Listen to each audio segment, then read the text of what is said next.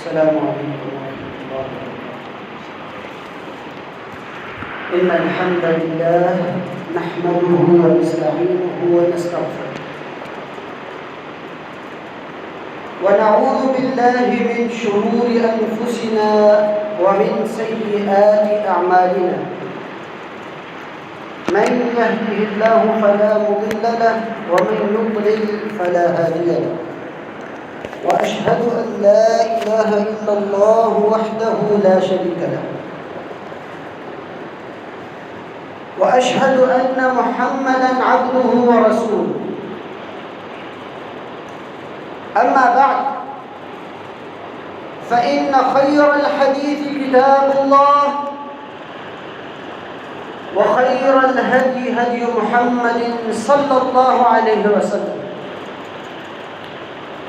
وشر الأمور محدثاتها، وكل محدثة بدعة، وكل بدعة ضلالة، وكل ضلالة في النار.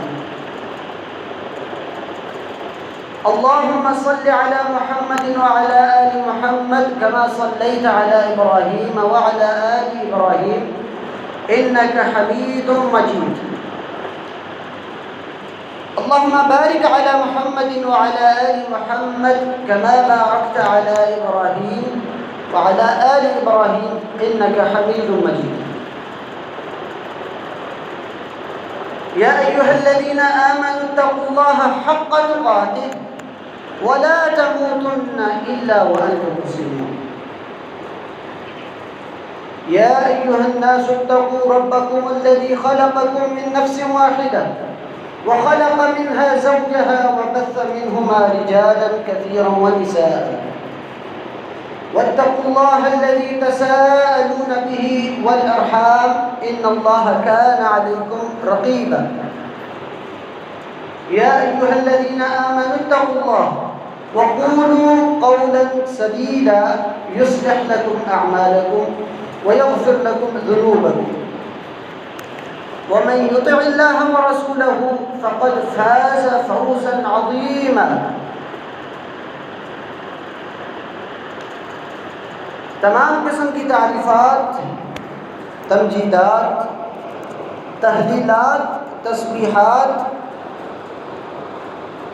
بزرگی، کبریائی، ہر قسم کی بڑائی اللہ تعالیٰ کی ذات کے لیے، جس نے پیدا کیا ہر چیز کو اور پھر اس کی زندگی کا مالک ہے، اس کو رزق دینے والا ہے، اس کے ہر ایک فعل کا مالک ہے، داتا ہے، رنج بخش ہے، گنج بخش ہے، ہر غم سے نجات دینے والا ہے، ہر نفع کا مالک اللہ تعالیٰ کی ذات ہے. اور کروڑوں درود اس ذات پر صلی اللہ علیہ وسلم جن کو رحمت للعالمین بنا کے بھیجا اور رحمت دو جہاں بنا کے بھیجا، وہ ذات جن کی بات حدیث ہے، ہمارے لیے شریعت ہے، ہمارے لیے قدوہ اور اسوہ ہے. صلی اللہ علیہ وسلم اللہ تعالیٰ کے اس انسانیت پر اور خاص کر امت محمدیہ پر بڑے احسانات ہیں. اگر ان کو گنا جائے، وَإِن تَعُدُّوا نِعْمَةَ اللَّهِ لَا تُحْصُوهَا، انسان گن نہیں سکتا، اس میں یہ طاقت نہیں اس کا احاطہ کر سکے. اللہ تعالیٰ کی نعمتوں اور احسانات ہیں.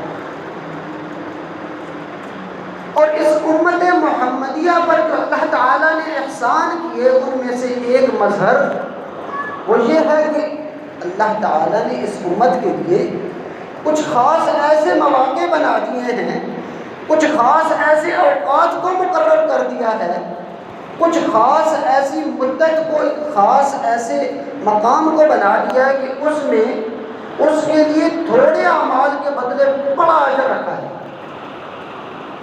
بڑا اس کے لیے ثواب رکھا ہے.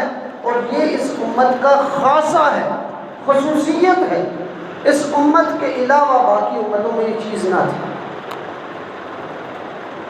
اور اس میں سے ایک چیز، اس میں سے ایک وقت اور ایک مقام، وہ یہ 10 ذی الحجہ کے دن ہیں۔ اس دن کی فضیلت کے بارے میں، اس کے مناقب، اس کے احکام، اس میں کیا کرنے کے کام ہیں، کیا ان سے رکنے والے کام ہیں جو اللہ تعالیٰ نے جن سے روکا ہوا ہے، ان کے بارے میں آپ نے سن لیا ہوگا۔ یہ 10 دن ان کی عبادت ہر دنیا کا مطلب سال پورا گزرتا ہے، ان 10 دنوں کو ان سب دنوں پر فضیلت دی ہے، اور فرمایا اس میں جو عمل کرو گے، روزہ، نماز، زکوٰۃ، ہر چیز، ہر عبادت باقی دنوں کے مقابلے میں افضل ہے۔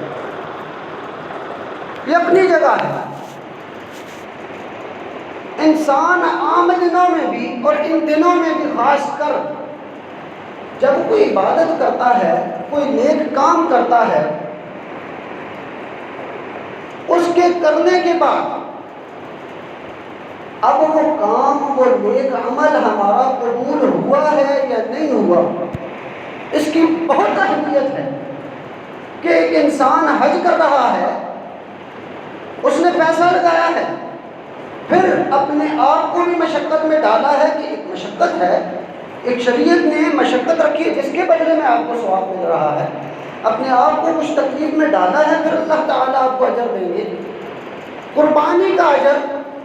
آپ پیسہ لگا رہے ہیں، لَن يَنَالَ اللَّهَ لُحُومَهَا وَلَا دِمَاءَهَا وَلَكِنْ يَنَالُهُ التَّقْوَىٰ مِنكُمْ۔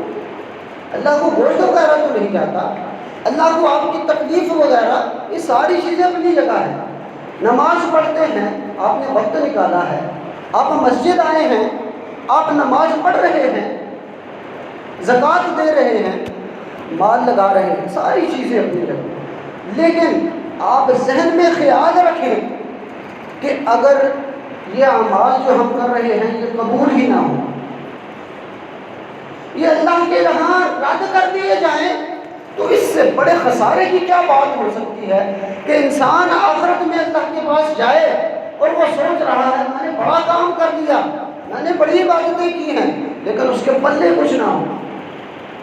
بڑی اہم بات ہے، اور یہ میرے آج اس خطبہ جمعہ کا موضوع ہے کہ اعمال کی قبولیت، اس کی کیا اہمیت ہے، اور اس کے بعد کیا شرائط ہیں کہ جن کے ساتھ ملتزم ہو کے ایک عمل قبولیت کا درجہ پاتا ہے، اور پھر آخر میں کہ وہ کون سے اعمال ہیں کہ ایک قبول اعمال جو پہلے سے ہو چکے ہیں ان اعمال کی وجہ سے رد ہو جائیں، ان اعمال کی وجہ سے وہ قبول شدہ اعمال کو بھی رد کر دیا جائے۔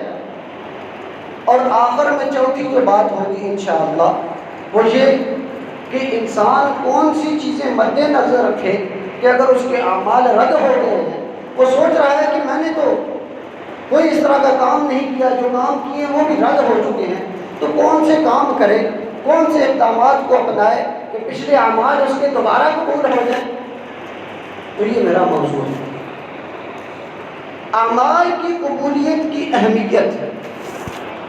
شریعت نے، قرآن و سنت نے اس کے متعلق کا کہا۔ شریعت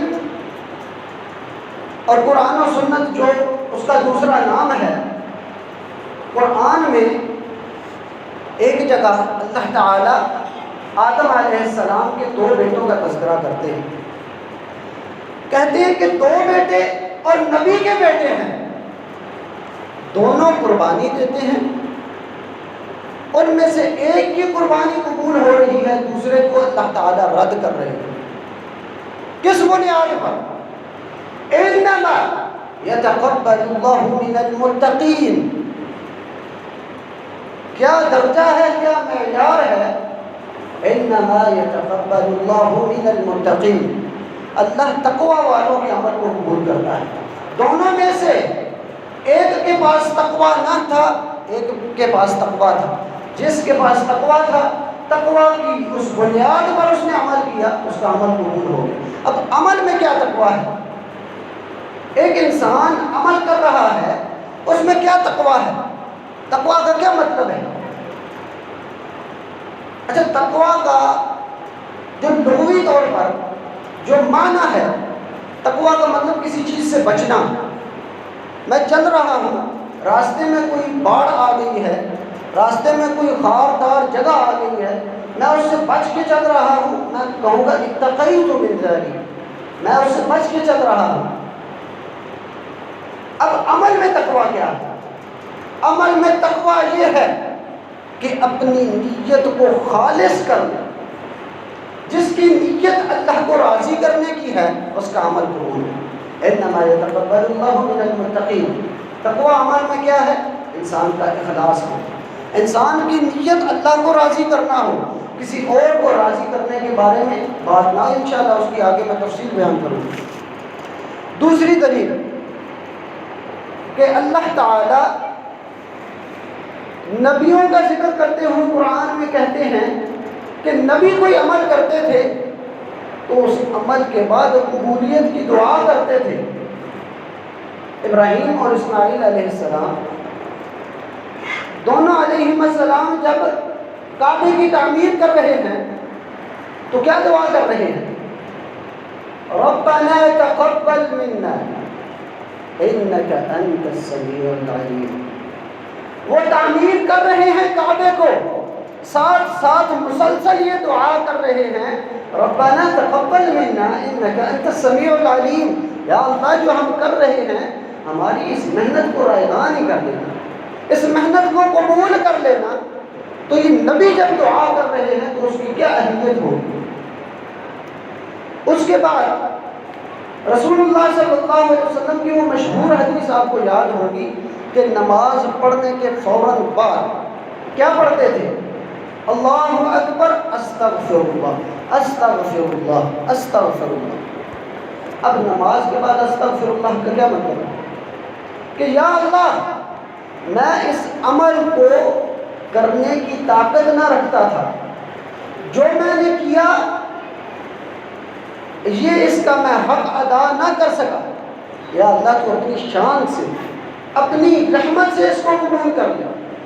تو یہ بھی ایک طرح کا اندیشہ تھا کہ کہیں ہمارے اعمال رائگاں نہ ہوں، اس کے لیے دعا کی جا رہی ہے یا اللہ ہمارے اعمال کو قبول کر۔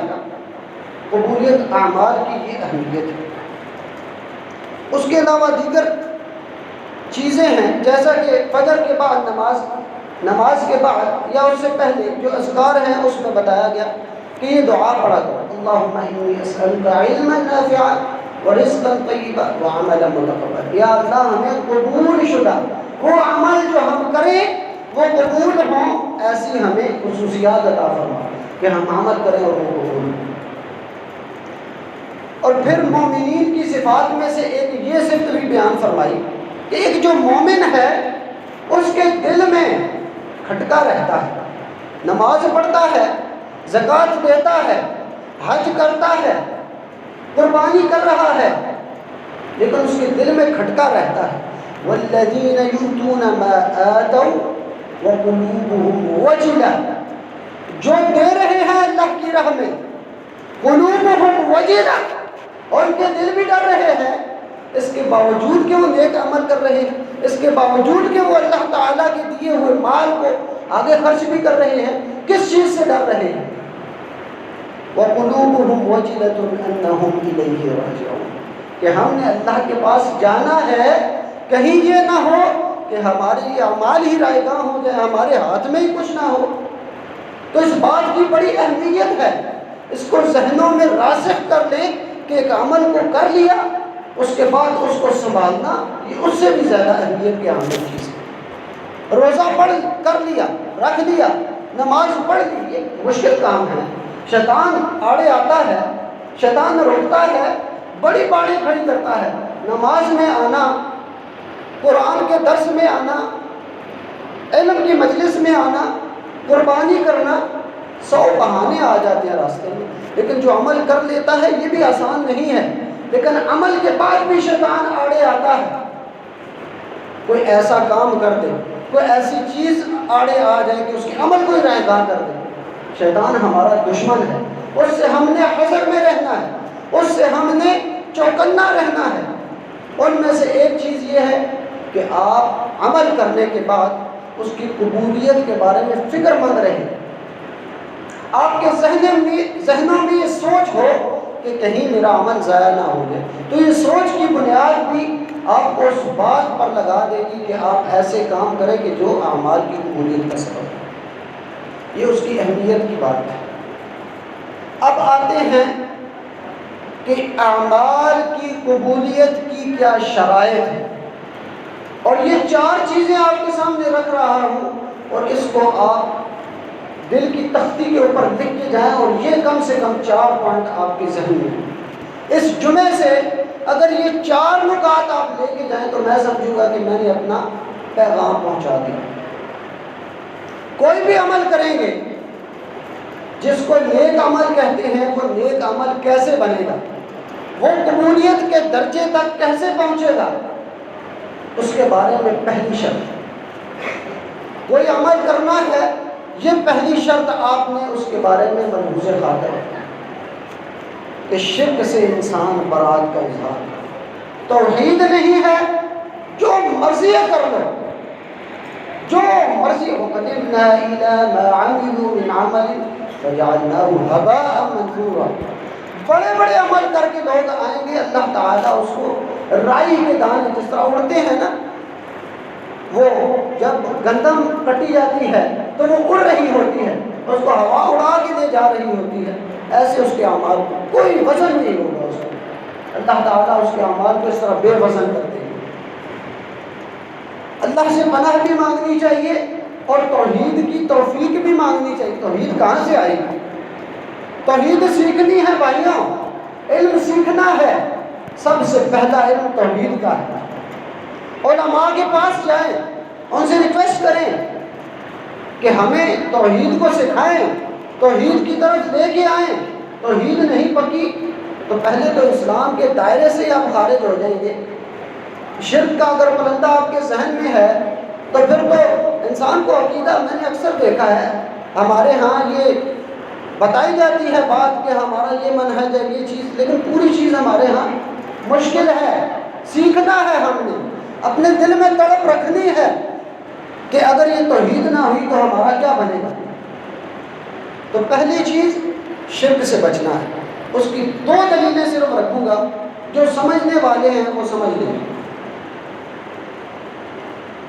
جو دل زندہ رکھنے والے ہیں وہ اس بات کو سمجھ کے جائیں گے۔ اللہ تعالیٰ سورہ انعام میں 17 انبیاء کا ذکر کرتے ہیں۔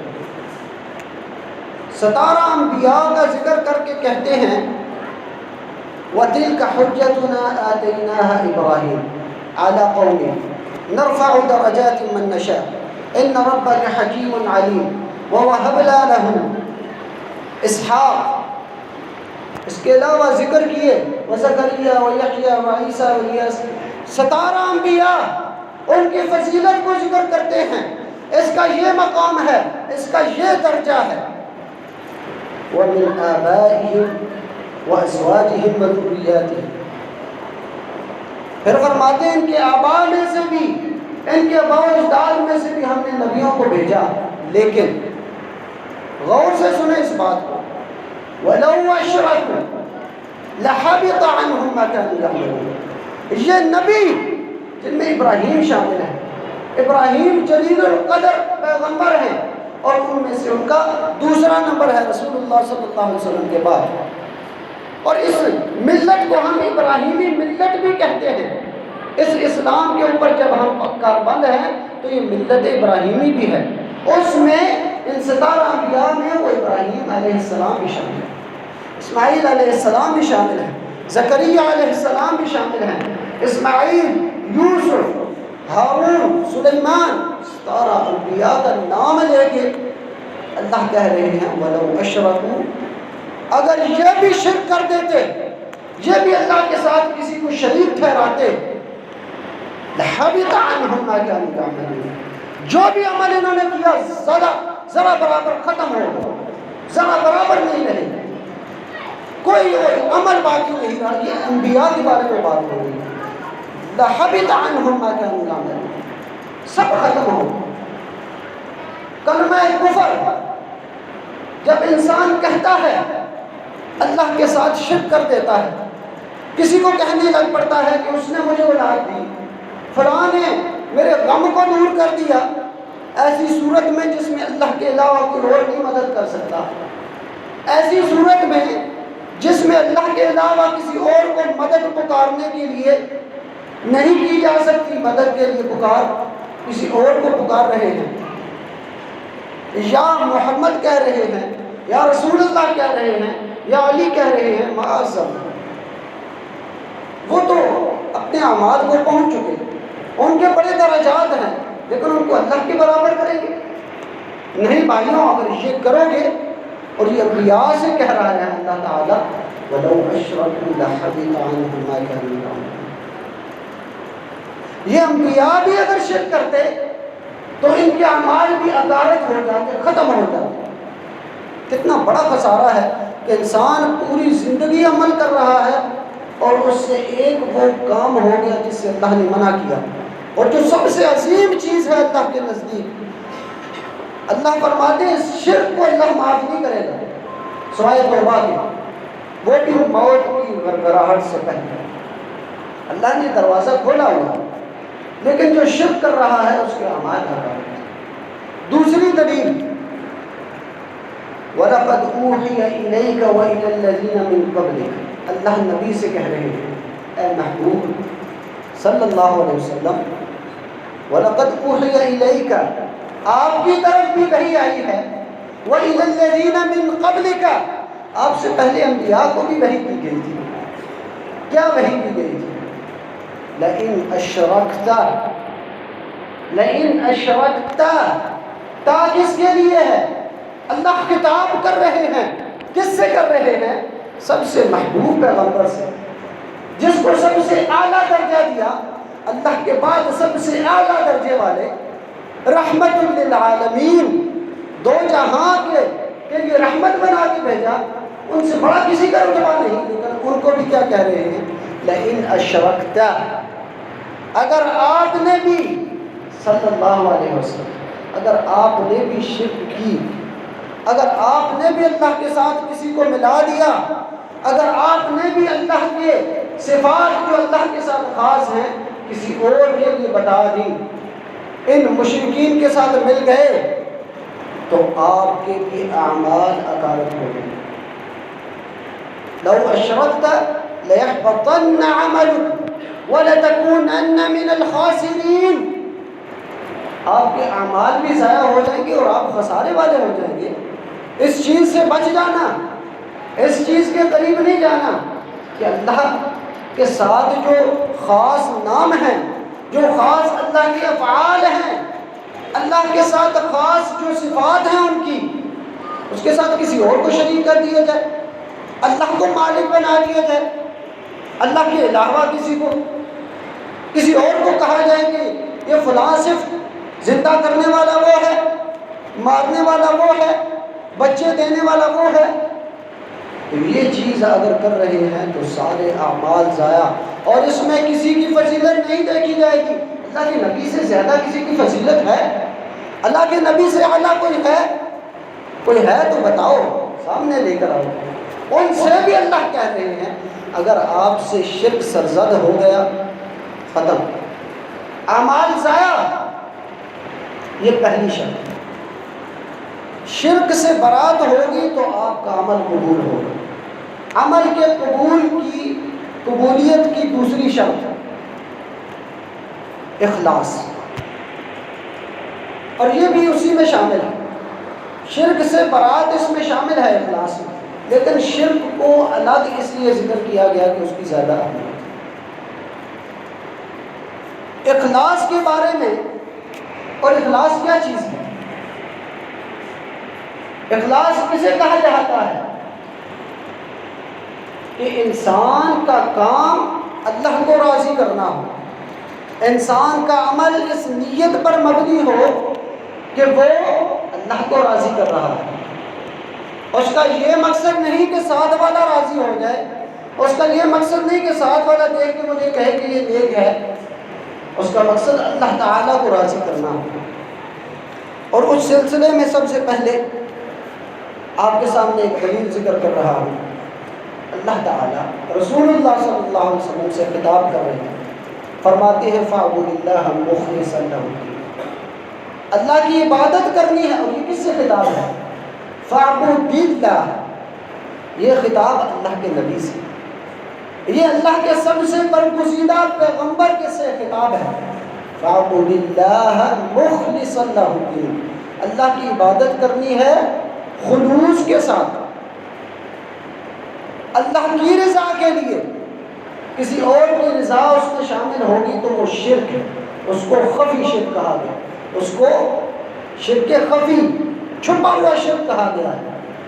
اور اس کے بارے میں رسول اللہ صلی اللہ علیہ وسلم نے بڑی تنبیہ کی ہے کہ میں اپنی امت پر اس چیز کا بڑا خدشہ رکھتا ہوں کہ یہ چھوٹا شرک جو ان میں سرایت کیے ہوئے ہوگا ان کو پتہ بھی نہیں ہے۔ یہ پہلی چیز۔ اس کے بعد رسول اللہ صلی اللہ علیہ وسلم سے ہی خطاب کر کے اللہ تعالیٰ فرماتے ہیں کہ ان لوگوں سے کہہ دیں، اللہ تعالیٰ اپنے محبوب پیغمبر سے کہہ رہے ہیں کہ ان لوگوں سے کہہ دیں قُلْ إِنِّي أُمِرْتُ أَنْ أَعْبُدَ اللَّهَ مُخْلِصًا لَهُ الدِّينَ، کہہ دیں کہ مجھے تو حکم ہوا ہے کہ میں اللہ تعالیٰ کی عبادت خلوص کے ساتھ کروں، اللہ کی رضا کے لیے کروں اللہ کی عبادت۔ اور اگلی چیز وَأُمِرْتُ لِأَنْ أَكُونَ أَوَّلَ الْمُسْلِمِينَ، اور مجھے یہ بھی حکم ہوا ہے کہ میں اللہ تعالیٰ کے لیے جو اللہ نے ہمیں دین دیا ہے اس کا سب سے پہلا داعی ہوں، اس کا سب سے پہلا مسلمان ہوں۔ میری طرف توجہ رکھیں، وہ سیٹ کر لیں گے۔ تو اللہ تعالیٰ کے نبی کیا کہہ رہے ہیں کہ اللہ کا مجھے حکم ہے کہ میں اللہ کی عبادت کروں تو خلوص نیت کے ساتھ، اللہ کو راضی کرنے کے لیے۔ اور پھر فرمایا قُلْ إِنِّي أَخَافُ إِنْ عَصَيْتُ رَبِّي عَذَابَ يَوْمٍ عَظِيمٍ، یہ نبی سے کہا جا رہا ہے کہ یہ لوگوں کو کہہ دیجئے کہ میں اس بات سے ڈرتا ہوں کہ اگر میں اللہ تعالیٰ کی معصیت کر دیتا ہوں، اگر میں اللہ تعالیٰ کے علاوہ کسی کو راضی کرتا ہوں، اللہ کے علاوہ کسی اور کو میں راضی کر رہا ہوں، اس کو خوش کر رہا ہوں، تو فرمایا میں اللہ کے عذاب سے بڑا ڈرتا ہوں اس متعلق۔ اور یہ چیز کون کہہ رہے ہیں؟ نبی کریم صلی اللہ علیہ وسلم۔ اور کس کا حکم ہے؟ اللہ کا حکم ہے۔ اللہ فرما رہے ہیں کہ آپ لوگوں کو یہ چیز بتائیں۔ دوسری چیز تھی، پہلی شرک سے برات اور دوسرا اخلاص پر مبنی۔ اور اس پر بڑی پیاری مثال آپ کے سامنے رکھتا ہوں، لوگوں میں یہ چیز پائی جاتی ہے، وہ کہتے ہیں ہاں میرے دل میں اخلاص تو ہے، ساتھ میں شہرت بھی ہے، تو کیا ہوگا؟ شہرت کی بھی نیت ہے تو کیا اللہ کو بھی تو راضی کر رہے ہیں؟ نہیں۔ اس ہی متعلق آپ کے سامنے سنن نسائی کی حدیث ہے، أَرَأَيْتَ رَجُلًا غَزَا يَلْتَمِسُ الْأَجْرَ وَالذِّكْرَ، ایک صحابی رسول اللہ صلی اللہ علیہ وسلم کی خدمت میں حاضر ہوتے ہیں، پوچھتے ہیں کہ ایک انسان جہاد کے لیے جا رہا ہے، کتنا بڑا عمل ہے جہاد، اور فرما رہے ہیں اس جہاد سے اس کی نیت دو ہے، وہ اجر کی بھی نیت رکھتا ہے اور اس بات کی بھی نیت رکھتا ہے کہ اس کا نام بڑا ہوگا، اس کو شجاع کہیں، اس کو کہیں بڑا بہادر ہے، ما لہو، اس کے لیے کیا اجر ہوگا، اس کے لیے کیا حکم ہے؟ تو فرمایا لا شیء لہ، اللہ کے نبی فرماتے ہیں اس کے لیے کوئی چیز نہیں، اس کے لیے کوئی اجر نہیں۔ فأعادہ ثلاثا، وہ صحابی 3 بار سوال کرتے ہیں، تینوں بار یہ چیز ہے لا شیء لہ، لا شیء لہ، اس کے لیے کوئی اجر نہیں، کوئی چیز نہیں، کہ جو اجر کی بھی نیت رکھ رہا ہے ساتھ میں شہرت کی بھی نیت رکھتا ہے۔ پھر فرمایا ان اللہ لا يقبل من العمل الا ما كان له خالصا وابتغي به وجهه، کہ اللہ صرف اسی عمل کو قبول کرتے ہیں جو صرف اللہ تعالیٰ کے لیے، اس کی رضامندی کے لیے کیا جائے اور اللہ تعالیٰ کی خوشنودی اس سے مقصد ہے۔ یہ دوسری شرط ہے، اس میں مزید دلائل موجود ہیں لیکن ٹائم کی اختصار کی وجہ سے میں اس کو مختصر کر رہا ہوں۔ تیسری شرط، کسی عمل کی قبولیت کے لیے شرک سے برات، اخلاص، اللہ تعالیٰ کو راضی کرنا۔ اور اگر کسی اور کو راضی کرنے کا دل میں شائبہ بھی آ جاتا ہے، اس کے باوجود کہ اللہ کی رضا کا دل میں ارادہ ہے، تو وہ عمل پھر بھی ضائع ہے۔ اس میں ساری چیزیں شامل ہیں، اس میں ہر شے آ جاتی ہے، ہر مثال آ جاتی ہے۔ تیسری شرط ہے اتباع سنت، اتباع حدیث۔ یہ شریعت ہے، ہم نے جو کام کرنا ہے، جو عبادت کرنی ہے، وہ طریقہ کہاں سے لا رہے ہیں؟ اللہ نے حکم دیا ہے نماز پڑھو، ہم خود ہی پڑھنے لگ پڑیں گے جیسے مرضی پڑھیں؟ طریقہ کہاں سے لائیں گے؟ وہ طریقہ رسول اللہ صلی اللہ علیہ وسلم کی سنت ہوگی۔ اگر اس سنت سے ہٹ کے چیز ہوگی، قبول نہیں ہے، وہ قبول نہیں ہوگی۔ اور اس کے دلائل آپ کے سامنے میں رکھوں گا کہ جو عمل، جس کو عبادت کہتے ہو آپ، جس سے آپ ثواب اور اجر کی نیت رکھتے ہو، وہ اگر سنت کے مطابق نہیں ہے تو اس کا کوئی فائدہ نہیں، اور اس کا کوئی اجر اور ثواب نہیں۔ اور اس میں سب سے پہلے آپ کے سامنے دلیل رکھ رہا ہوں۔ اللہ فرماتے ہیں یا ایھا الذین آمنوا اطیعوا اللہ واطیعوا الرسول ولا تبطلوا اعمالکم۔ اے ایمان والو، اللہ کی اطاعت کرو، اور دوسرا الگ فرما رہے ہیں کہ رسول کی بھی اطاعت کرو۔ اگر نہیں کرو گے ولا تبطلوا اعمالکم، تو آپ کے اعمال ضائع، آپ کے اعمال باطل ہو جائیں گے۔ اللہ یہ کہہ رہے ہیں ولا تبطلوا اعمالکم، اپنے اعمال کو ضائع نہ کرو، اللہ کی اطاعت کرو، رسول کے طریقے پر چلو۔ اور اس ضمن میں ایک اور چیز بھی آپ کے سامنے رکھ دیتا ہوں جو ہر چیز کو شامل ہے، ہر چیز اس میں آ جاتی ہے۔ صحیح مسلم کی روایت ہے، سیدہ عائشہ رضی اللہ عنہا فرماتی ہے من عمل عملا، جو کوئی بھی عمل کرتا ہے، یعنی اس سے مراد کہ وہ کوئی عبادت اس سے مراد دے رہے ہیں، اس سے وہ ثواب اور اجر اور نیت یہ رکھتا ہے کہ مجھے اللہ تعالیٰ کی خوشنودی حاصل ہوگی، مجھے اجر ملے گا۔ اگر یہ نیت ہے اور وہ کوئی بھی کام کر رہا ہے، لیس علیہ امرنا، اگر اس پر ہماری مور نہ ہو، اگر وہ نبی کے طریقے کے متعلق نہ ہوا، تو فرمایا فہو رد۔ رد یہ اردو میں بھی استعمال ہوتا ہے، آپ کے سامنے ہے، وہ رد ہے، وہ ردی ہے، اس کی کوئی اہمیت نہیں، اس کی کوئی بقات نہیں۔ اس سے بھی کوئی ظاہر چیز آپ کو چاہیے، صحیح مسلم کی روایت ہے، اس روایت میں بھی کوئی شک نہیں، اور اس کی مثال آپ کے سامنے رکھ دیتے ہیں۔ مثال کے طور پر آپ قیمتی سے قیمتی کاغذ لے جائیں، اس کے اوپر تصویر بھی وہی ہو جو نوٹ کی ہوتی ہے، اور اگر اس کے اوپر اسٹیٹ بینک کی مہر نہ ہو تو اس کو اصلی کہا جائے گا؟ اس کو کیا کہا جائے گا؟ یہ جعلی نوٹ ہے، اور اس کو پکڑایا بھی جائے گا، یہ دھوکہ دے رہا ہے لوگوں کو۔ تو آج اگر کوئی سنت کے بغیر عمل کر رہا ہے تو اس کو بھی پکڑنا چاہیے، یہ جعلی کام کر رہا ہے، یہ غلط کام کر رہا ہے، یہ سنت کے مطابق اگر کوئی کام نہیں کر رہا تو وہ جعلی کام ہے، وہ اصلی کام نہیں ہے، وہ ثواب کے مطابق اس پر ثواب کوئی نہیں ہے، اس کی امید بھی نہیں کی جا سکتی۔ اس کے دلائل آپ کے سامنے رکھیں گے، اس کے علاوہ دیگر اس کے دلائل موجود ہیں، آپ نے سنے ہوئے ہوں گے، لیکن یہ ضروری چیزیں تھیں کہ جو بھی عمل کریں گے اگر اس پر نبی کی مہر نہ ہوگی تو وہ رد ہے، اس سے بڑی کوئی دلیل نہیں۔ چوتھی شرط یہ ہے کہ انسان کا رزق حلال پر مبنی ہے، اور اس پر میں ایک ہی دلیل بیان کروں گا ٹائم کے اختصار کی وجہ سے، کہ انسان کا رزق شرک سے برات، انسان اخلاص پر مبنی عمل کر رہا ہے، اور اس کے ساتھ ساتھ انسان اتباع سنت پر بھی مبنی عمل کر رہا ہے، اس کے ساتھ آپ کا رزق بھی حلال ہونا چاہیے۔ اس کی سب سے بڑی دلیل صحیح مسلم کی روایت ہے، رسول اللہ صلی اللہ علیہ وسلم کا فرمان ہے ایھا الناس ان اللہ طیب لا یقبل الا طیبا، اللہ بڑا پاکیزہ ہے، پاک ہے، تو وہ پاک ہی چیز کو قبول کرتا ہے۔ وَإِنَّ اللَّهَ أَمَرَ الْمُؤْمِنِينَ بِمَا أَمَرَ بِهِ الْمُرْسَلِينَ، کہ اللہ جو رسولوں کو حکم دیتا ہے مومنین کو بھی وہی حکم دیتا ہے.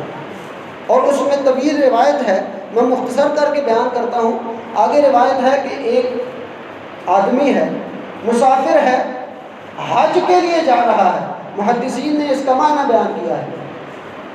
آیت اس حدیث میں عام ہے لیکن محدثین نے اس کا معنی بیان کیا ہے کہ یہ حج کا سفر ہے. انسان حج پہ جا رہا ہے اور اس کی کیفیت فرمائی اشعث اغبر. اس بندے کے بال بکھرے ہوئے ہیں، مٹی سے اٹا ہوا ہے. یمد یدیہ الی السماء یا رب یا رب. اب اس حالت کو اللہ تعالیٰ بڑا پسند کرتا ہے کہ انسان ایسی حالت میں اللہ کو پکارے. لیکن کیا فرماتے ہیں کہ وہ اس حالت میں کہہ رہا ہے یا رب یا رب، لیکن اس کا پہنا ہوا حرام کا ہے، اس کا کھانا حرام کا ہے، اس کی ساری چیزیں کھانا پینا اٹھنا بچھونا اس کا حرام کا ہے. تو اللہ اس کی کہاں سے دعا قبول کرے گا؟ اللہ اس کی دعا کو قبول نہیں کرے گا. اور دعا عبادت ہے کہ نہیں؟ دعا عبادت ہے. دعا عبادت کا مغز ہے اور یہ صحیح حدیث ہے. اگر دعا قبول نہیں ہو رہی جو عبادت ہے تو انسان کی عام عبادت کیسے قبول ہو سکتی ہے؟ اس میں دیگر دلائل بھی موجود ہیں، فی الحال میں مختصر کر رہا ہوں. تو یہ 4 شرطیں ہیں. اگر یہ شرطیں کسی عمل میں نہیں پائی جاتی تو وہ عمل قبول نہیں ہوتا. کون کون سی؟ انسان کے عمل میں اگر شرک موجود ہے تو اس کے عمل کا کوئی فائدہ نہیں. جو مرضی کر لے، پہاڑوں کی طرح بے شک اس کے عمل ہو، اللہ تعالیٰ اس کو رائی کے دانے کے برابر اس کی کوئی وقت نہیں رکھے گا. دوسری چیز، جو بھی عمل ہو وہ اللہ تعالیٰ کے لیے خاص، اللہ کو راضی کرنے کے لیے. اگر کسی اور کو راضی کر رہے ہیں، کسی بڑے عہدے والے کو راضی کر رہے ہیں، کسی ساتھ کے بندے والے جو آپ کے ساتھ نمازی ہے اس کو راضی کر رہے ہیں، اس کی وجہ سے لمبی نماز کر رہے ہیں، تو اللہ فرماتے ہیں، رسول اللہ صلی اللہ علیہ وسلم کی حدیث آپ کے سامنے رکھی کہ اگر اللہ سے اجر کی امید بھی ہے، ساتھ میں یہ بھی امید ہے کہ میں لوگوں کی شہرت حاصل کروں، تب بھی آپ کا عمل ضائع ہے. اور تیسری چیز سنت، سنت کے مطابق عمل ہوگا تو قبول ہوگا. اور چوتھی چیز آپ کا رزق حلال کا. انسان کا دل، یہ آپ کو خلاصہ بتا رہا ہوں، انسان کا دل سب سے بڑا مفتی ہے. انسان فتویٰ پوچھنے جاتا ہے اور اصل میں اس کا مقصد ہوتا ہے کہ ان کے کندھے پر رکھ کے دور چلائیں. انسان کا دل جانتا ہے میں حلال کھا رہا ہوں یا حرام کھا رہا ہوں، کیونکہ حلال اور حرام کی چیزیں واضح ہیں. ان الحلال بین، اللہ کے نبی فرما رہے ہیں حلال واضح ہے، بیان شدہ ہے. اگر حلال اور حرام کا خیال نہ رکھیں گے تو آپ کا عمل کوئی قبول ہونے والا نہیں ہے. تو یہ 4 چیزوں کا آپ نے خیال رکھنا ہے. یہ چیزیں اگر آپ کے عمل میں موجود ہوں گی آپ کا عمل قبول ہے، ورنہ نہیں. اب آتے ہیں کہ وہ اعمال کہ جن کی وجہ سے وہ اعمال جو آپ کے رد ہو چکے ہیں ان اعمال کی وجہ سے قبول ہو. میں مختصر کر کے آپ کو ذکر کر رہا ہوں کہ اب انسان کہے کہ میں نے اپنی زندگی کا کچھ عرصہ وہ بھی گزارا ہے کہ میں شرک میں مبتلا تھا، میں اللہ کے ساتھ شرک کر رہا تھا، میں کسی اور کو داتا بنا رہا تھا، کسی اور کو یہ بنا رہا تھا کہ وہ اولادیں دیتا ہے، وہ رزق دیتا ہے، وہ نفع دینے والا ہے، وہ نقصان دینے والا ہے. مجھ پر ایک مدت یہ بھی گزری ہے، یا جو وہ یہ کہتا ہے کہ میں اپنی ایک زندگی کا وہ حصہ بھی گزار چکا ہوں کہ جس میں میرا عمل سنت نبوی کے خلاف تھا. میں جو آتا تھا، جو مولوی کہتا تھا، جو اس نے بات کرنی میں اس کے اوپر کام کرتا تھا، اس کے اوپر عمل کرتا تھا اور اس کو عبادت سمجھتا تھا.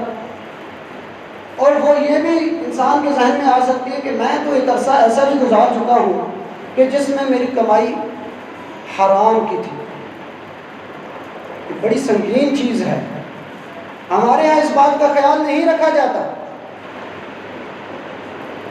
اگر انسان یہ سمجھتا ہے کہ اس میں یہ خصلتیں پائی گئی وہ عمل بھی کرتا رہا لیکن ساتھ میں یہ مردود عمل بھی کرتا رہا، یہ ایسے عمل جو اس کے اعمال کو ضائع کرنے والے ہیں، تو اب کیا کریں؟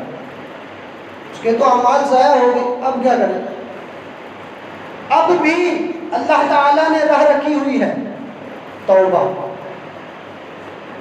اس کی ایک مثال صحیح بخاری کی روایت ہے، فرماتے ہیں مشرکین میں سے کچھ ایسے لوگ بھی تھے کہ جنہوں نے مسلمانوں کے خلاف جنگیں کی تھی، مسلمانوں کو شہید کیا تھا، پھر جاہلیت کے زمانے میں زنا، شراب خوری، ہر ایک گندگی میں ملوث تھے۔ اللہ کے نبی کے پاس آتے ہیں اور پوچھتے ہیں کہ آپ کا اسلام بڑا خوبصورت ہے، اس میں سب چیزیں ٹھیک ہیں، لیکن ہمیں یہ بتائیں کہ ہم نے تو اتنا بڑے ظلم اپنے اوپر کر رکھے ہیں، ان کی کوئی تلافی بھی ہے؟ تو اللہ آیت نازل کرتے ہیں، قرآن بنا دیتے ہیں، قُلْ يَا عِبَادِيَ الَّذِينَ أَسْرَفُوا عَلَىٰ أَنفُسِهِمْ۔ وہ جو لوگ آئے تھے اور پوچھ رہے تھے کہ ہمارے پرانے گناہ کا کیا بنے گا، ہم اسلام تو لے آتے ہیں، تو اللہ فرماتے ہیں قُلْ يَا عِبَادِيَ الَّذِينَ أَسْرَفُوا عَلَىٰ أَنفُسِهِمْ، اے میرے بندوں، فرما رہا ہے میرے بندوں نا امید نہ ہونا، اپنے اوپر ظلم کر لیا ہے، نا امید نہ ہونا۔ اور دوسری آیت اس کے ساتھ ہی نازل ہوئی تھی، إِلَّا مَن تَابَ وَآمَنَ وَعَمِلَ عَمَلًا صَالِحًا، تین کام، توبہ کرنی ہے، ایمان لانا ہے، اور پھر عمل صالح بھی کرنی۔ توبہ کیسے کرنی ہے؟ توبہ یہ کرنی ہے کہ جو میں نے یہ کام کر رکھے ہیں ان پر میں شرمندہ ہوں، یہ پہلی شرط ہے توبہ کی۔ اور دوسری شرط یہ کہ پھر اس کام کو چھوڑ بھی دے، فوراً اس کام سے الگ ہو جائے، اور اگر کسی بندے کا حق مارا ہوا ہے تو اس حق کو فوراً ادا کر دے یا اس سے معافی مانگ لے۔ اور تیسرا یہ کہ آئندہ کے بعد اس گناہ سے الگ ہو جائے، اور چوتھا کہ پھر صالحین کی صحبت کو بھی اختیار کرے، اچھے اعمال بھی لے کر آئے، یہ نہیں کہ ایک بار توبہ کر لیا بس اب جو مرضی کرے، اگلی بار پھر توبہ کر لیں گے، یہ توبہ نہیں ہے۔ اس کو مذاق کہتے ہیں شریعت کے ساتھ اور اللہ تعالیٰ کے ساتھ، لیکن اللہ کیا فرماتے ہیں؟ إِلَّا مَن تَابَ وَآمَنَ وَعَمِلَ عَمَلًا صَالِحًا، توبہ کر لو، اللہ پر ایمان مضبوط کر لو، اپنے عمل کو بہتر کر لو، نتیجہ کیا ہوگا؟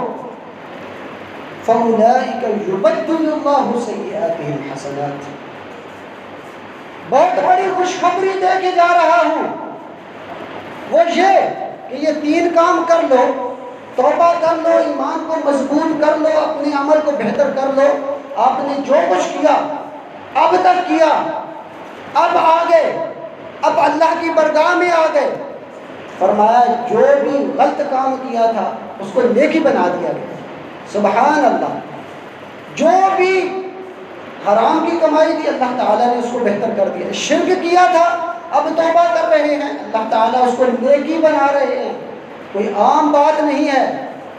کام کیا کرنا ہے؟ توبہ اور اپنے عمل کو بہتر کر دینا۔